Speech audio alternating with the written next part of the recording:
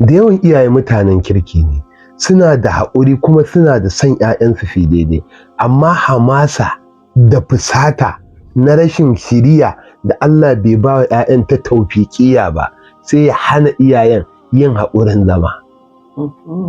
Akwai shiriya taufiƙiya.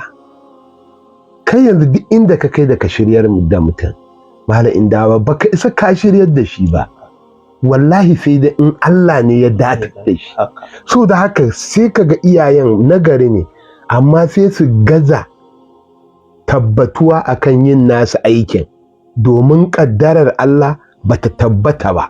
Sai ka ji mutum ya ce yayi shi ba ruwanka, nayi bai shiri ba. Shiriyar taufiƙiya tana gun Allah. Wataran wani ɗan ladanka da kusancinka da shi wannan aikin da za ka yi. To amma mutum dan bai sami sakamakon da yake so ba na duniya sai watsi da sakamakon lahira. In bai shiri ba fa za ka je lahira a wankakke.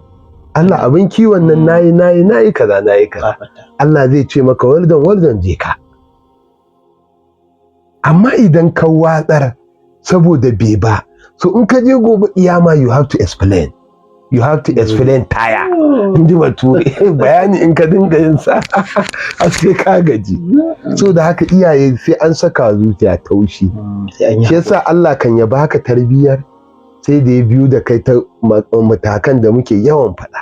Ka taɓa zama yaron nan ka san me yarinta, ka zo kai babba kai hankali.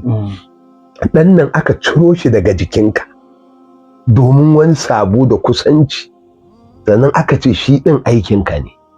Yanzu in nayi sallah, nayi azumi, nayi zakka, nayi haji, ban taɓa zuwa haji ba, Allah ya sa dai da mu za a ko da umara ce. Duk kai in an ce ga Qur'ani dafa Allah ya karɓa za ka iya dafa? Za ka ce ina kyautata ya karɓa, me yasa ka idena?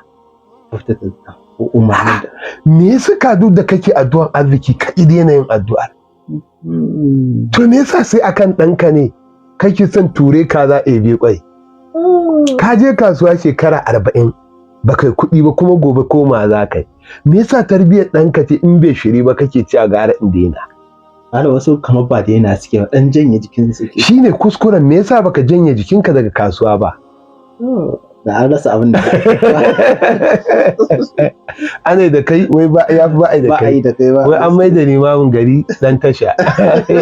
Wani ya ce gara fa ba a yi da kai din nan kawai a baka ka buɗe wata makarantar islamiyya amma an mai da. To mu koma zance. To da haka lallashi ne iyaye da neman haƙuri. Ka gane cewar abin da kake yi na tarbiyya ibada ne. Ibada bautawa Allah kake yi. Idan kana bautan nan sai ta kawo wata manfa'a ta duniya, to alhamdulillah. Idan ba ta kawo manfa'a ta duniya ba, alhamdulillah, daman ba idan ita kai ba, kura ba ta fito dawa don gyare ba. Allah ka datar da mu, Allah ka ganar da jagororinmu, ka hutar da zuciyoyinsu, ka ba su haƙuri da juriya.